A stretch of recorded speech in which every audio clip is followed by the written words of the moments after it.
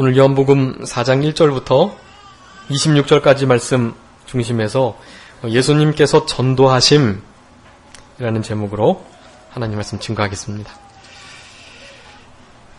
예수님께서 이제 하늘로부터 오신 분인 줄, 우리 성령님을 한량없이 받으신 우리 예수님께서 그 하나님의 말씀을 증거하시고 전파하시는 것이 하늘로부터 오셨기 때문에 합당하고 또 충분한 것을 말씀하시면서 그 아들 예수님을 믿는 자에게 영생이 있고 순종하지 않고 믿지 않는 자들에게는 영생이 없다.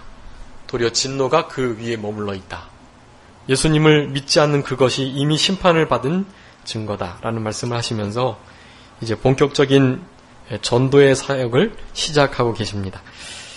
제자들이 증거하고 전파하는 그 일들을 우리 예수님께서 친히 본을 보이시면서 이루게 해주셨다라는 것이, 오늘 본문에서도 이제 이 사마리아 여자와 대화하시면서 귀한 진리의 말씀을 깨닫게 해주시는데, 마치 지난번 디모데 니고데모와 함께 예수님께서 이 거듭남의 중생의 교리를 설명해 주셨던 것처럼 오늘 이 사마리아의 여인과 함께 또한 귀한 예배와 또 성령의 생수와 같은 역사, 그런 것들을 우리들에게 교훈해 주고 계십니다.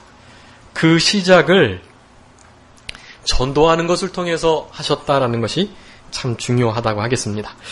1절부터 9절까지는 사마리아 여자에게 전도하시는 그 전도의 방편이 구체적으로 기록되어 있고, 10절부터 19절까지는 생수를 먹어야만 목마르지 않는다. 그런 진리를 가르쳐주고 계시고, 20절부터 24절은 참 예배에 대해서, 25절부터 26절까지는 예수님께서 생수를 주신다라는 것을 말씀해주고 계십니다. 예수님이 전도하시는 이런 구체적인 내용들이 잘 나오지 않는데, 이 요한복음 4장은 참 중요한 부분이에요. 그래서 혹자들은 여기 제자들이 지금 다 음식을 사러 갔지만 이 글을 표현하는 면면을 볼 때 아마 이 글을 썼던 그 사도 요한은 예수님과 함께 있지 않았나, 그런 생각을 해보기도 합니다.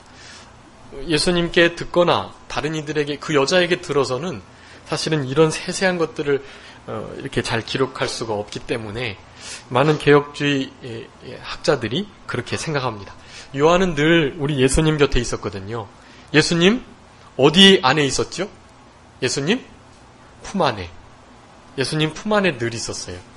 그래서 심지어는 십자가 밑에까지 우리 사도 요한만 따라갔습니다. 사도 요한을 이렇게 사랑하는 종들이 많아요. 왜냐하면 끝까지 주님을 쫓았기 때문에 그렇습니다. 그래서 그 자녀들 가운데 아드님 이름을 요한이라고 짓는 경우가 참 많습니다.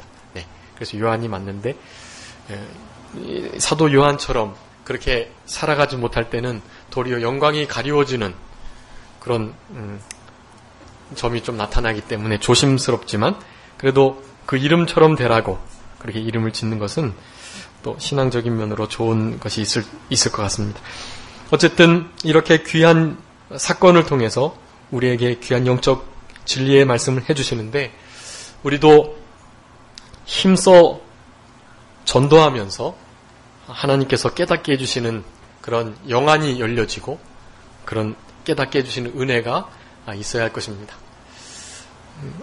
1절에 예수의 제자를 삼고 세례주는 것이 요한보다 많다는 말이 바리새인들이 들었고, 그것을 우리 예수님께서도 들으셨다라고 말씀합니다.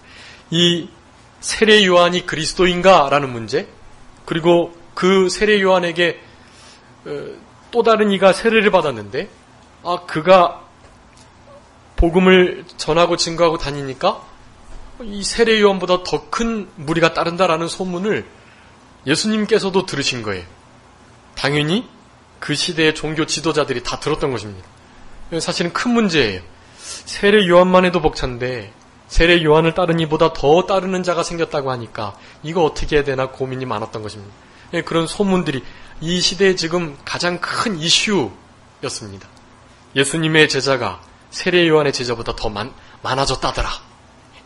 예수님께서 뭐 이렇게 막 인간의 수단 방법을 써서 전도하신 것이 아니고 그냥 이제 공생의 사역을 시작하시면서 사람들 믿지 않고 하나님의 사람들을 불러 모으시고 그 사람들이 또 전도하고 소개해서 그렇게 사람들이 모여들기 시작했던 것입니다. 유대인의 관원, 특별히 사내들인 공회의 아주 수석 교사였던 이 니고데모조차도 그렇게 예수님께 나와서 거듭남의 중생의 교리를 깨닫게 됐던 그런 일을 보면 이 일이 참 중요한 사건이었다는 것을 우리는 알 수 있습니다. 근데 그 가로에 이제 예수님이 세례를 준다는 것에 대해서 오해함이 없도록 추가해서 설명을 하고 있는데 예수님께서 친히 세례를 주신 것이 아니고 제자들이 준 것이다 라고 말씀합니다. 우리 예수님은 무엇과 무엇으로 세례 주신다 그랬죠? 불과 성령으로. 네. 우리 예수님은 물로 세례를 주시는 분이 아니에요. 분명히 한 것입니다. 하나님의 진리의 말씀과 성령으로 세례를 주시는 분이 우리 예수님이시지 그 초기 세례, 그러니까 준비되는 세례, 물 세례는 우리 예수님께서 주시는 것이 아닙니다. 그것을 우리가 분명히 알아야 되겠고 3절에 유대를 떠나서 다시 갈릴리로 가시겠다. 1절에 갈릴리로 한번 1차 전도여행 한번 도르셨고요. 이제 두 번째 갈릴리로 다시 가셔가지고 전도여행을 하시려고 할세라고 말씀하는 것입니다. 4절에 사마리아로 통행하여야 하겠다. 이 사마리아를 지나가는 길이 가장 빠른 길이기도 하고 사실은 누구를 만나시려고요?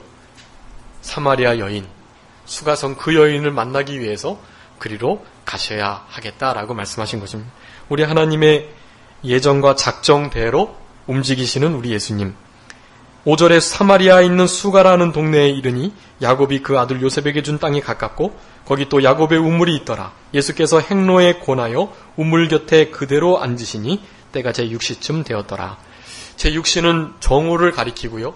오전 태양볕이 내리는 그때에도 전도의 사명을 이루시고자 계속해서 걸음을 옮기시는 우리 예수님의 모습을 볼 수 있습니다. 근데 6절에 보니까 그 우물 곁에 행로 중에 뭐 하셨다고요?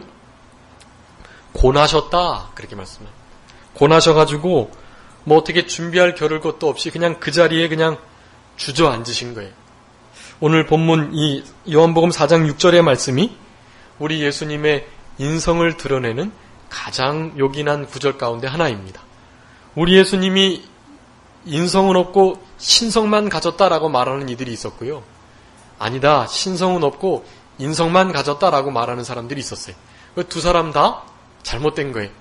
우리 예수님이 신성과 인성을 같이 가지고 계셨던 참 사람인과 참 하나님이셨다는 것을 우리는 믿어야 합니다. 한쪽만 믿으시면 그거는 불완전한 믿음, 잘못된 믿음이에요. 우리 예수님은 실제적으로 육체를 입으셨고 또 하나님의 아들이셨습니다. 그 한쪽만을 여러 가지 사건을 들어서 이러기 때문에 사람이 아닐 거야. 이러기 때문에 하나님은 아니실 거야 라고 생각하는 것은 잘못됐다라는 것을 아셔야 합니다. 그렇게 행로 중에 곤해서 우물 곁에 그대로 주저앉으셨다라고 말씀합니다. 우리 예수님 먹지 못하시고 물 마시지 못하시면 목마르시고 피곤하시고 또 졸리시고 또 채찍에 맞으시면 아프시고 실제적인 사람이셨다는 것을 우리가 믿어야 하겠고 신이셨으니까 그 고통을 좀 감하지 않으셨을까?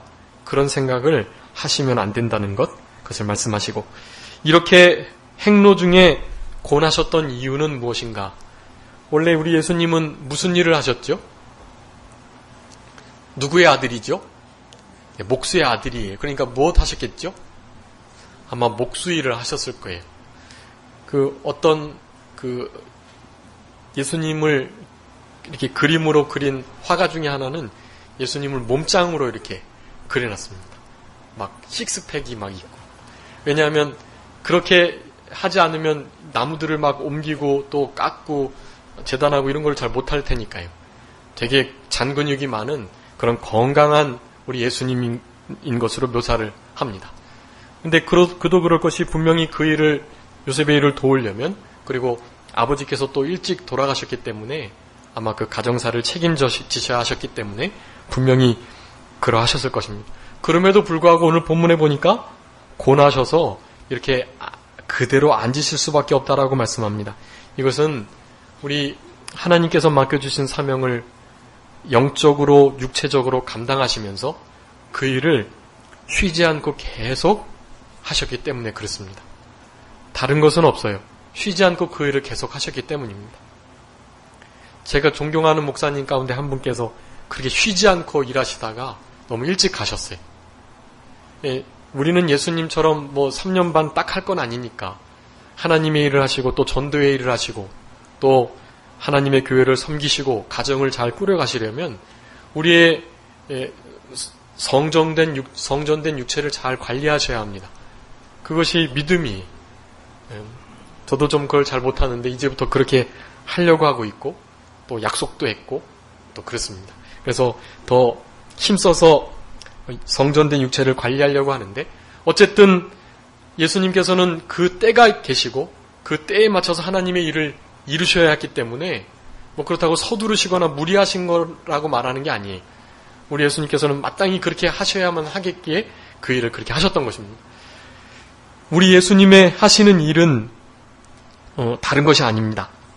요한복음 5장 17절, 예수님께서 계속해서 이렇게 일을 하셨던 이유를 먼저 요한복음 5장 17절 한번 읽어주세요.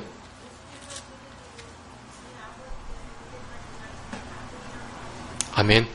우리 아버지 하나님께서 일하고 계시기 때문에 그 일을 우리 예수님께서는 아버지가 일하시니까 예수님 당신도 계속 해 나가시는 거예요. 쉬지 않고. 이제 공생의 사역 3년 반 그 안에 그 일을 이루셔야 하기 때문에 쉬지 않고 일을 계속 하시다가 보니 고나기도 하시고 목마르고 졸리고 피곤하신 이러한 일들이 있으셨다라는 것입니다. 그럼 아버지 하나님의 일은 무엇일까? 아버지 하나님의 일은 바로 그 보내신 자 예수님을 믿는 것입니다. 요한복음 6장 29절,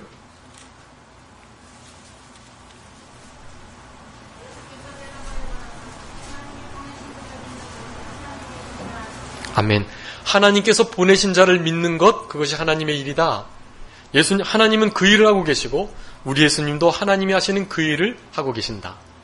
즉 예수님 자신을 드러내시고 내가 바로 하나님의 아들이며 내가 구약에 예언되었던 메시아 그리스도이고 나를 믿을 때만이 무엇이 있다고요? 영생이 있다라는 것을 알려주시고자 그 일을 행하셨다는 그것을 우리는 알아야 합니다. 그러면서 우리 예수님은 또 지금도 하고 계시는 일이 있는데 그것은 로마서 8장 34절에 있습니다. 한번 찾아주세요. 로마서 8장 34절.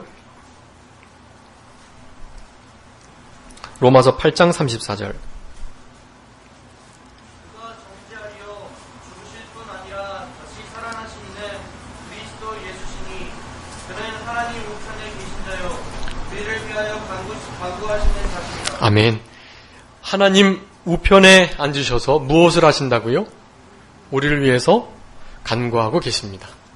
우리 예수님께서는 이 땅에서 예수님의 구속 십자가 죽음의 그 대속 사역을 이루시고 지금 승천하셔가지고 우리를 위해서 간구하십니다. 바로 성령님과 함께. 성령님은 우리 마음 가운데서 우리를 위해서 탄식하며 간구하시고 우리 예수님께서는 하나님 보좌 우편에서 우리를 위해서 지금 간구하고 계십니다. 그러니까 나를 위해서 기도하는 사람이 아무도 없어 그렇게 생각하시면 안 돼요. 적어도 누가 있지요? 우리 예수님, 우리 안에 계신 보혜사 성령님. 네, 사실은 그 두 분의 기도만으로도 충분해요. 네. 그런데도 기도 부탁하는 것은 좋습니다. 왜냐하면 서로에게 큰 신앙의 유익이 되기 때문에 그렇습니다. 기도 부탁한 자도, 기도 부탁을 들은 자도, 기도 부탁한 자들은 기도의 응답의 기대를 가지고 있고, 기도하는 자들은 나의 기도를 통해서 하나님께서 역사하실 것을 고대하게 되고, 그렇기 때문에 너무나 유익한 거예요. 기도 제목을 나누시고 서로를 위해서 기도해달라고 하는 것이 참 중요합니다. 우리 예수님이 하시는 일이 그 일이세요. 그리고 우리 예수님 하시는 일 하나가 더 있는데 오늘 본문에서처럼 전도하시는 일을 우리 예수님께서는 하셨습니다. 네, 이것도 한번 더 읽어보겠습니다. 마가복음 1장 38절. 마가복음 1장 38절.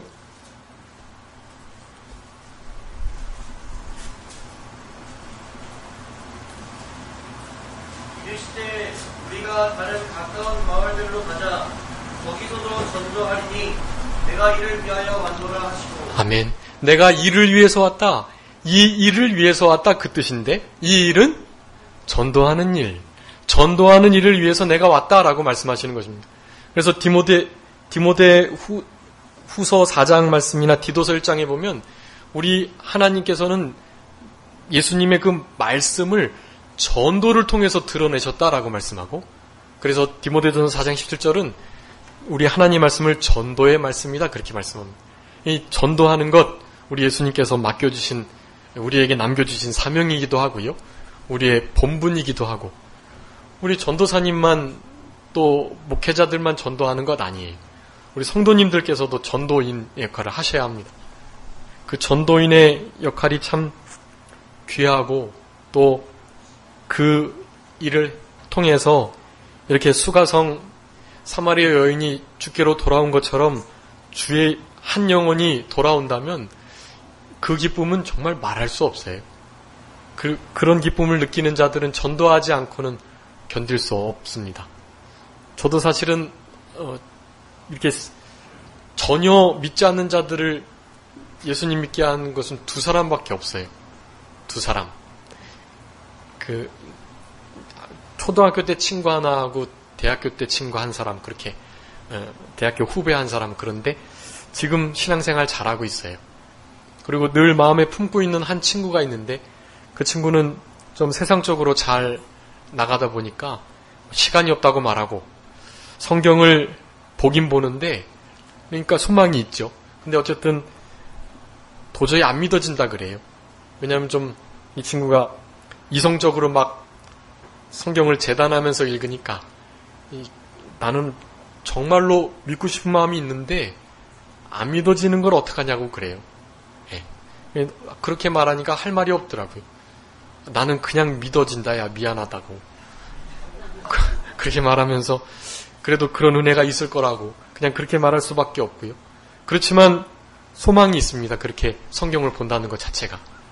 예. 그런데 그가 돌아오면 정말 기쁠 것 같고요. 그리고 하나님께도 이렇게 감사할 것 같고, 우리 성도님들도 그런 일들이 좀 있으셨으면 좋겠어요. 우리 영화교회 데리고 오라는 말씀이 아니에요. 예수님 믿게 하시라는 것입니다. 예수님 믿고 구원받는 그 일에 동참하셔야 하는 것입니다. 예수님께서 그 일을 감당하셨고 그 일을 위해서 기도하고 계시고, 우리 예수님은 심지어는 십자가에 죽으시기까지 그 일을 계속 하셨다는 것을 알고 우리도 그 일을 계속 감당하면서 우리 주님을 맞아야 할 것입니다. 이 7절에 사마리아 여자가 물을 길러 왔는데 우연히 온 것이 아닙니다. 사실은 그 길목에 우리 예수님께서 딱 주저앉아 계셨던 거예요. 그러면서 예수님께서 자연스럽게 그에게 물을 좀 달라 그렇게 말씀을 했습니다. 이 말씀을 통해서 우리 제자들을 부르실 때도 뭐라고 전도하셨죠? 뭐라고 전도하셨죠? 네, 와보라 그러셨죠? 이 말씀도요, 그냥 너무 간단한 말씀인 거예요. 전도할 때 어떻게 다르게 하려고 하지 마시고요. 이렇게 자연스럽게 일반적인 말을 통해서 접근하시면 됩니다.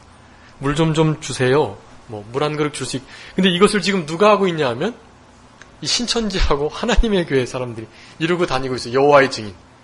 물 좀 한 잔 주세요. 그러면서.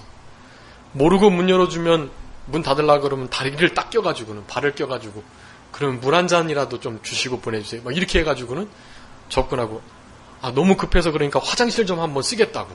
그러면서 화장실 들어가서 막 미적미적 하다가 나오면서 막 얘기하고. 그런 일들이 너무 비일비재하대. 근데 우리는 진짜 진리를 가지고 있으면서도 그렇게 적극적으로 전도하지 못하는 모습이 많습니다. 좀 이단처럼 보이기도 하고, 우리가 진짜인데,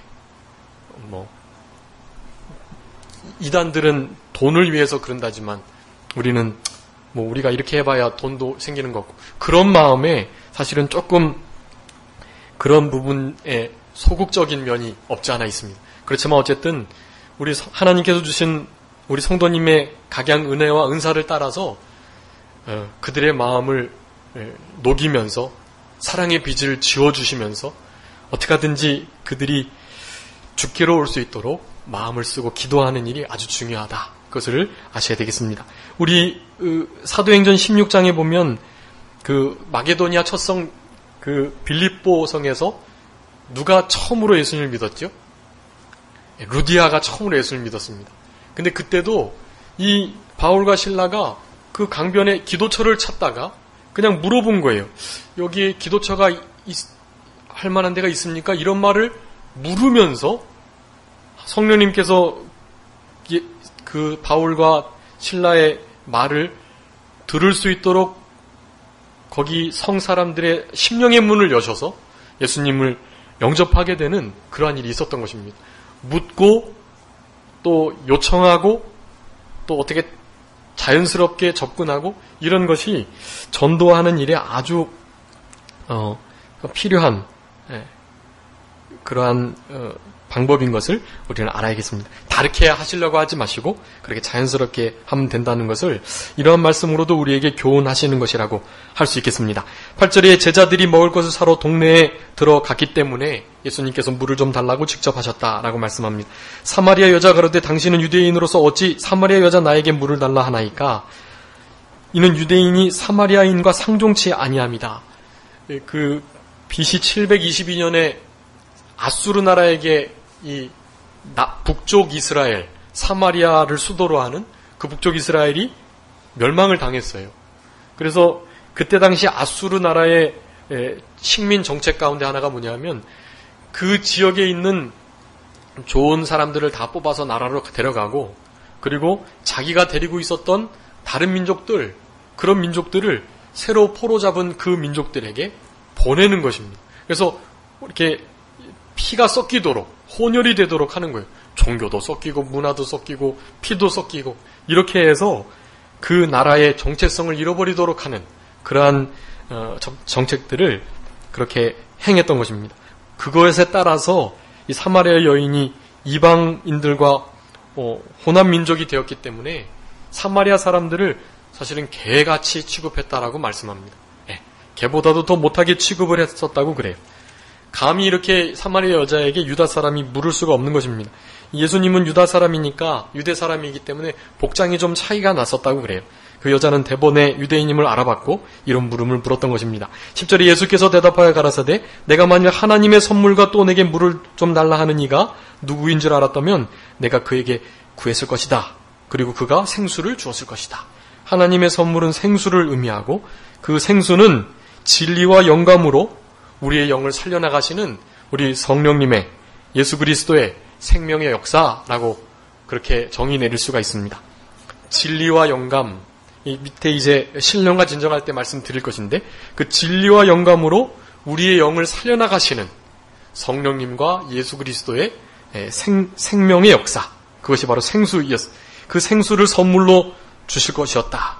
그리고 그가 달라 그랬으면 주었을 것이다. 라고 내가 누구인 줄만 알았다면 그렇게 말하면서 이 니고데모하고 얘기도 그랬지만 오늘 본문의 말씀도 내용이 이렇게 핀트가 좀 잘 안 맞아요. 묻는 것하고 대답하는 것하고 잘 안 맞습니다. 그런데 거기에 따라서 우리 예수님께서 진리를 나타내 주시고자 함인 거예요. 그렇게 동문서답은 아닌 것입니다. 11절에 여자가 가로되 주여 물을 기를 그릇도 없고 이 우물은 깊은데 어디서 생수를 얻겠습니까? 라고 말씀합니다. 당신이 누군지를 나는 잘 모르지만 아무튼 내가 생수를 달라 한들 당신은 그릇도 없고 뭐 아무것도 없는데 어떻게 생수를 나에게 주시려고 그런 말씀을 지금 하시는 것입니까? 라고 말하면서 우리 조상 야곱이 우물을 우리에게 주었는데 자기와 자기 아들들도 짐승들도 다 먹었다. 그런데 당신이 야곱보다 더 큽니까? 더 큰데 얼마나 크시기에 이 생수를 주시겠다고 야곱의 우물 앞에서 그렇게 말씀하십니까? 라고 말씀을 하는 것입니다. 이 외모로 또 그 전통을 생각할 때 우리 예수님이 어떻다 그러셨죠? 풍채가 흠모할 만한 것이 없다. 무엇으로 봐도 생수가 나올 만한 분이 아니에요. 그리고 전통을 따라 섬길 때, 이 야곱의 우물에서 물을 길러야지 어디서 생수를 주겠냐고 생각을 하는 것입니다. 13절에 예수께서 대답하여 가라사대 이 물을 먹는 자마다 다시 목마르려니와 내가 주는 물을 먹는 자는 영원히 목마르지 아니하리니 나의 주는 물은 그 속에서 영생하도록 솟아나는 샘물이 되리라 라고 말씀합니다. 이 13절, 14절 말씀이 참 요긴한 말씀인데요. 특별히 14절 말씀은 우리 주일학교 학생들 외워야 할 요절입니다. 우리 14절 말씀 한번 다 같이 읽어보겠습니다. 시작. 내가 주는 물을 먹는 자는 영원히 목마르지 아니하리니 나의 주는 물은 그 속에서 영생하도록 솟아나는 샘물이 되리라. 아멘. 이 영원한 생명수의 역사, 예수님께서 주시는 물, 이 샘물, 생명수, 이것은 아까 말씀드렸던 것처럼 진리와 영감으로 우리의 영을 살려나가시는 성령님과 예수님의 생명의 역사를 의미하는데, 이 뒤에 가서 요한복음 6장 7장에 보면 이것을 한마디로 성령의 역사다 그렇게 말합니다. 성령의 역사. 이 생수의 역사는 성령의 역사예요. 물은 하나님의 말씀인데, 그리고 그 말씀은 진리인데, 우리 성령님이 진리의 영이시기 때문에 그 물과 생수의 역사는 곧 말씀의 역사, 진리의 역사, 진리의 영이신 성령님의 역사, 그렇게 되는 것입니다. 그래서 예배 드릴 때도 그 역사를 따라 예배를 드려야 돼요. 여러분 지금 예배 드리고 계신데 이 생수의 우리 속에서 솟아나는 이 성령의 역사로 예배를 드리셔야 돼요. 그렇지 않으면 예배를 잘 못 드리시는 거예요. 생명으로 영생의 이 역사로, 생명수의 역사로 예배를 드리는 것이 무언가 이론으로 설명 아무리 해도 소용이 없고요. 내가 지금 예배 드리는 지금 이 순간, 그래 내가 말씀에 기록된 대로, 깨달아진 대로 내가 영으로 진리의 말씀을 가지고 예배를 드려봐야지 하는 마음을 가지시고 그 훈련을 계속 하시다 보면 그것이 뭔지를 알게 되는 거예요. 그것을 깨달으셨던 우리 큰 목사님께서 강해서에 이런 귀한 정의들을 내려놓으신 것입니다. 나중에 이 영으로 신령과 진정으로 예배하는 참 예배를 정의 내려드릴 건데 이 정의가요 정말 좋은 정의예요. 우리가 흔히 예배의 정의, 기도의 정의, 죄의 정의를 웨스터민스터 소유리문답이나 또 하이델베르그, 벨직 이런 좋은 서적을 통해서 우리가 배워나가고 있는데 그것과는 다른, 그러니까 실생활에서 나의 이 영의 작용을 깊이 묵상하면서 어떻게 이 생수의 역사, 신령과 진정의 역사를 설명할까라고 생각하시면서 그렇게 깨닫고 또 우리들이 쉽게 이해할 수 있도록 풀어놓은 거, 이런 것은 정말 어디에도 없어요. 그렇기 때문에 참 복되신 것이고 그런 정의를 잘 기억하시고 그렇게 예배를 드리시도록 힘쓰셔야 합니다. 그게 우리 본문의 사건을 통해서 우리들에게 원하시는 우리 하나님의 뜻인 것을 아셔야 하겠습니다. 이 물을 먹는 자는 다시 목마르지만 여러분 세상에 여러 가지 목마름 해결할 수 있는 것은 세상적인 것은 결코 없다는 것을 아셔야 합니다. 일시적인 만족은 있을 수 있어요. 돈으로, 쾌락으로, 명예로, 또 건강한 몸으로, 공부를 많이 한 것으로 충분히 좀 만족을 얻었다 할 수 있습니다. 근데 그것은 마치 소금물을 먹은 것과 같아가지고요. 더 갈급해지고 더 채울 수 없는 그런 불만족 상태에 놓일 수밖에 없다는 것을 말씀하는 것입니다. 이 사마리아 여인은 아직도 그 물을 몰라요. 그 물을 계속 달라고 하는 것입니다. 내가 주는 물은 그와 같지 않다는 것을 말씀하는 것입니다. 15절에 여자가 가로되 주여 이런 물을 내게 주사 목마르지도 않고 여기 물 기르러 오지도 않게 해 주십시오. 아직도 이해를 못하지만 우리 예수님께서 또 진전된 말씀을 해주십니다.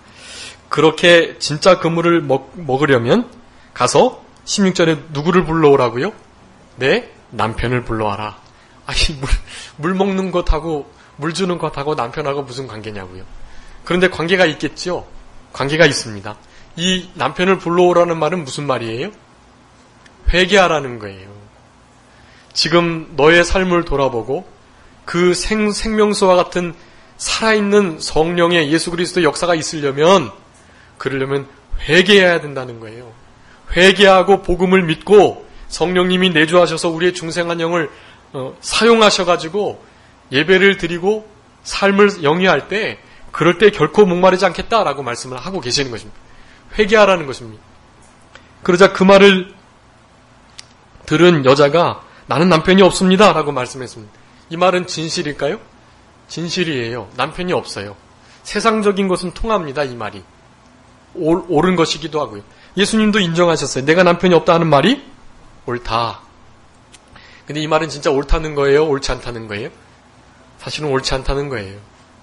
너가 남편이 5이나 이미 있었잖아. 그리고 지금 또 남자를 두고 있잖아. 그 남자와 결혼을 하지 않았을 뿐이지 남편이 있는 것인데, 남편이 없다고, 결혼하지 않았기 때문에 나는 남편이 없다고 그 상황만을 말하고 있는 것입니다. 예수님께서 가끔 그런 말씀하셨어요. 너희들이 아는 바, 너희들이 알거니와, 이런 말씀하시는데요. 그건 진짜 알고 있다는 것이 아니에요. 모르고 있다는 말씀이거든요. 오늘 본문도 내 말이 옳다라고 말하지만 심령 내면으로 볼 때는 그건 옳은 말이 아니다. 회개해야 될 말이고, 너 남편이 5이나 있었고 지금도 남자가 있다는 거, 그것을 들고 나와라. 회개해라 라는 말씀을 하고 계시는 것입니다. 회개하여 말씀 앞에 나올 때, 그럴 때 우리 예수님이 주시는 물을, 그 영원히 목마르지 않는 영생하도록 솟아나는 샘물의 역사를 경험할 수 있다고 말씀하시는 것입니다. 그러자 예수님께서 계속 남편이 5 있었는데 지금 있는 자도 내 남편이 아니고, 그러니까 너 말이 참말이다 라고 말씀을 합니다. 자기가 감추고 있는 가장 치부를 드러내면서 회개해야 할 것을 말씀합니다. 우리 성도님들도 남편이 있으신 것입니다. 세상과 짝하는 거, 그것이 남편이요 아내인 것입니다. 그런 이들이 없다고 말씀하시면 안 돼요. 그런 것들이 다 있고, 세상과 보타고 짝하는 거, 그것은 가늠하인 여인과 같고 하나님과 원수되는 것이니까 결코 하나님보다 더 의지하거나 따르거나 사랑하는 거 없도록 그렇게 늘 하나님만을 우리의 신랑 삼는 우리 성도님들이 되셔야 하겠습니다. 19절에 여자가 가로되 주여 내가 보니 선지자로소이다. 이 말은 뭐냐 하면, 당신이 뭘 한다고 그래서 이렇게 거부하지 않고요, 오리발을 내밀지 않고 정말 내가 그렇다라는 것을 인정한 것입니다. 당신이 선견자, 예언자와 같아서 나의 현상을 분명히 보고 계시군요. 당신은 보통 사람이 아니군요 라는 것을 말하고 있는 것이고, 자기가 그런 여자인 것을 인정한 태도인 것입니다. 우리 조상, 그런데 그 말을 하자마자 다른 말을 하지 않고, 그분이 그냥 보통뿐이 아니라는 것을 깨닫자마자 여태까지 물과 이런 거와는 관계없이 이 자기가 궁금해하는 것을 그 선지자인 예수님께 물어보고 있는 것입니다. 우리 조상들은 이 산에서 예배해야 했는데 당신들의 말은 예배할 곳이 예루살렘에 있다 합니다. 지금 남쪽과 북쪽이 갈라져서 잘 왕래하지도 않고 얘기도 안 하고 있기 때문에 이 사마리아에 거하는 그런 사마리아 사람들은 예루살렘에 있는, 남쪽 유다에 있는 예루살렘에 있는 그 성전에를 가지 않아요. 그래서 여기 본문의 산이라는 것은 그 수가 가까이에 있는 그리심산이라는 게 있습니다. 그리심산. 그 그리심산에 회막을 지어놓고 거기다가 모세 오경만을 놓고서 그렇게 사마리아 사람들은 예배를 드렸다고 그래. 그런 역사적인 기록들이 있는데 지금 그것을 말씀하는 것입니다. 그런데 예배할 곳이 예루살렘에 있다고 말하는데 라고 묻자 예수님께서 내 말을 믿어라. 내 말을 믿어라가 참 중요한 말씀입니다. 우리 주님의 말씀을 믿어야 돼. 누가 이렇더라 저렇더라 말하는 것이 아니고 하나님의 말씀, 우리 주님의 말씀을 믿어야 하는 것입니다. 이 산에서도 말고 예루살렘에서도 말고 아버지께 예배해야 된다. 장소가 지금 문제가 아니라는 거예요. 하나님을 아버지로 예배하고 섬겨야 된다라는 것을 말씀하면서 지금 신약시대에 우리가 드려야 할 예배를 가르쳐주고 계시는 것입니다. 22절에 너희는 알지 못하는 것을 예배하지만 우리는 아는 것을 예배하니까 구원이 유대인으로부터 왔기 때문에 나는 사실은 내가 이 모든 예배의 그림자와 실체가 되는 자이기 때문에 내 말을 믿고 이제는 장소가 문제가 아니라 하나님을 아버지로 섬기며 예배하는 때, 장소의 문제가 아니라 어떻게 예배를 드려야 하는지를 말씀해 주시고 계시는 것입니다. 23절에 아버지께 참으로 예배하는 자들은 신령과 진정으로 예배할 때가 오나니 곧 이때라. 아버지께서는 이렇게 자기를 예배하는 자들을 찾으신다라고 말씀합니다. 너가 이런저런 말을 들었는데 그거 중요한 게 아니고 나를 믿고 내 말을 따르는데 지금 이제 때가 되었다. 하나님을 아버지로 섬길 때가 되었다. 그 하나님을 아버지로 섬기며 예배하는 것은 다른 것이 아니라 신령과 진정으로 예배하는 것이다 라고 말씀을 하는 거죠. 신령과 진정으로 예배하는 것이 참된 예배, 참으로 예배하는 것이고 그런 예배자를 지금 이때에 찾고 계신다라고 말씀합니다. 여러분, 우리 예수님의 이 말씀은 지금 이 순간에도 유효한 것입니다. 지금 이 순간 우리 하나님은 누구를 찾으실까요? 참으로 예배를 드리는 자를 찾으세요. 찾으시면 어떻게 하실까요? 만나고 기뻐하시죠. 만나고 기뻐하시면 어떻게 하실까요? 그에게 은혜를 쏟아 부어주시는 것입니다. 신령과 진정으로 참으로 예배하는 그런 사한제사를 드리는 자를 주님은 찾으시고 그런 이들에게 은혜 베풀기를 준비하고 계시는 것입니다. 이 말씀은 우리를 향한 말씀인 것을 알아야 합니다. 우리 예수님께서 하나님께서 찾으시는 자, 이렇게 신령과 진정으로 참으로 예배하는 자들이고 또 중보기도하는 자들, 중재자 없음을 이상히 여기시고 찾으셨다고 많이 말씀드렸죠. 우리 예수님은, 하나님은 중재자를 그렇게 찾으세요. 신령과 진정으로 예배하는 자를 찾으시고 마가복음 6장에는 진심으로 하나님을 불신앙하지 않고 믿는 자를 또한 찾으십니다. 믿음을 가지고 신령과 진정으로 예배드리며 다른 이들을 위해서도 기도하는 자, 그런 자들을 우리 예수님은 하나님은 찾으신다라는 것을 알아야 하겠습니다. 여기 신령과 진정이라고 돼 있는데 원어에 보면 그 신령은 그냥 영이란 뜻이에요. 영. 예. 그리고 그 진정은 진리라는 뜻입니다. 그러니까 무엇과 무엇으로 예배 드리는 거라고요? 영과 진리로. 진리는 하나님의 말씀이고 성경 말씀이고 영은 성령님을 의미하기도 하고 그 성령님께서 살리신 우리의 중생한 영을 의미하기도 합니다. 그러니까 아까 생수 말씀드렸죠. 그 생수라는 것이 진리와 영감으로 우리의 중생한 영을 성령님과 우리 예수 그리스도의 그 살아있는 역사로 그렇게 영을 자라게 해나가는 역사, 그것이 생수라고 말씀드렸는데 그것이 오늘 본문의 23절의 말씀과 통하는 말씀인 것입니다. 신령과 진정으로 영과 하나님의 말씀으로 예배를 드려야 하는, 육체로 예배를 드리면 돼요? 안 돼요? 안 되는 거예요. 예배는 영으로 드려야 하는 것입니다. 근데 영이 그냥 올 수 있나요? 육체와 함께 오지요. 그러니까 지정을 가지고 함께 예배를 드리는데 우리가 더 마음을 포커스를 맞춰야 할 것은 영이라는 거예요. 복장이 중요하죠. 옷매무새가 머리 스타일이 중요합니다. 근데 그런 것은 내 영의 상태와 비교할 때는 아무것도 아닌 거예요. 우리 예수님은 그런 것을 말씀하지 않으세요.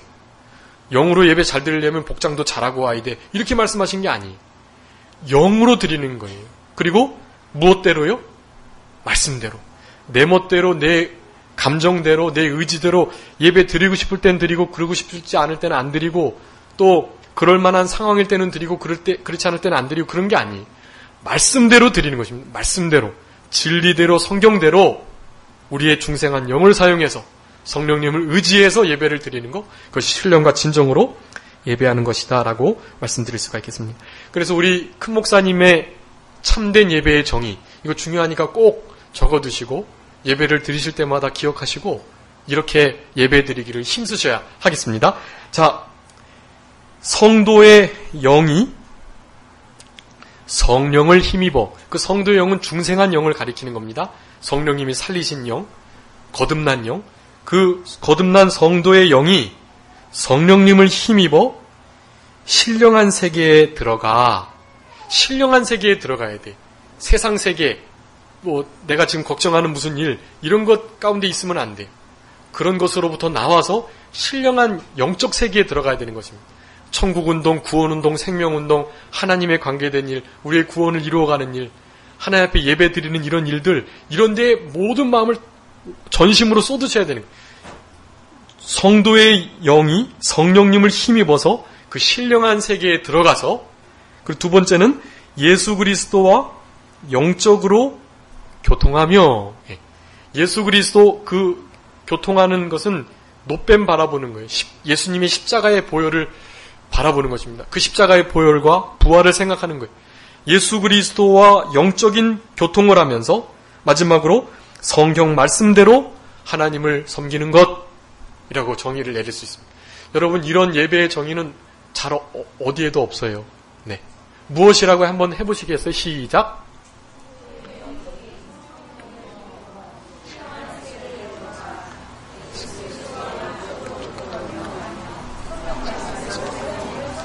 네. 여러분 그거 꼭 기억하시고 그렇게 예배를 드리시려고 힘쓰셔야 돼요. 여러분의 영을 사용하셔야 하는 것입니다. 중생한 영. 내 영이 뭔지, 영으로 예배하는 게 뭔지 모르겠는데 잘 몰라요. 그렇지만 그렇게 힘쓰려고 하면 알게 돼요. 내 몸이 체득이 돼요. 그리고 육체와 함께 드리지만 영으로 드리는 것이 뭔지를 알게 됩니다. 우리 큰 목사님의 표현은 그런 거예요. 내 영이 성령님을 힘입어서 신령한 세계에 들어가는 거라는 거예요. 그리고 그리스도의 그 십자가, 그 영적인 교통을 통해서 그리스도의 보혈을 가지고 하나님의 말씀을 붙들고 하나님을 섬겨나가는 거, 하나님께 복종하는 거, 하나님을 순종하는 거라고 우리 이병규 목사님은 정의 내리셨던 것.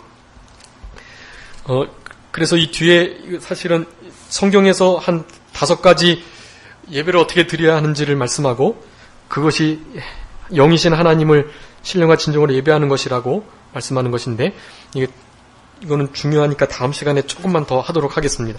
자, 오늘 이 요한복음 4장 예수님께서 전도하신 것에 대해서 배웠는데 그것은 하나님의 일이고 하나님의 보내신 자를 믿는 일, 전도하는 일, 그 일을 우리에게 본을 보이셨다.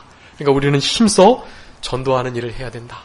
우리의 행함과 또 착한 행실, 또 우리의 선한 말, 우리의 마음씀을 통해서 그렇게 다른 이들에게 사랑의 빚을 지워주고 그들을 주께로 인도하는 일을 우리는 잘 감당해야 하는 것입니다.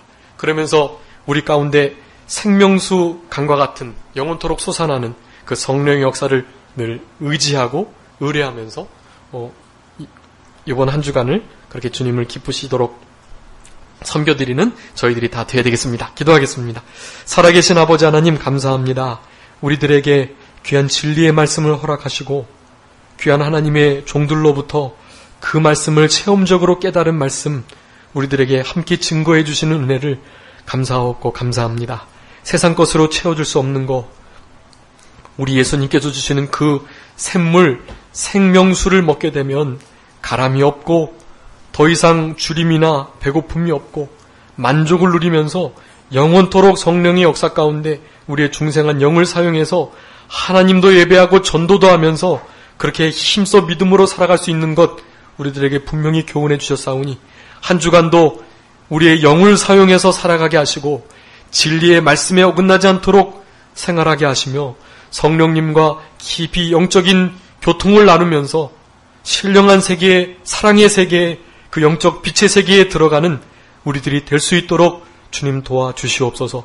오늘도 신령과 진정으로 산제사 드리게 해주신 것을 진심으로 감사하옵고 한 주간도 우리의 생활이 주님께 드려지는 예배가 될 수 있도록 주님 같이 하여 주시옵소서. 감사하옵고 예수 그리스도의 이름으로 기도 올리옵나이다. 아멘. 찬송하시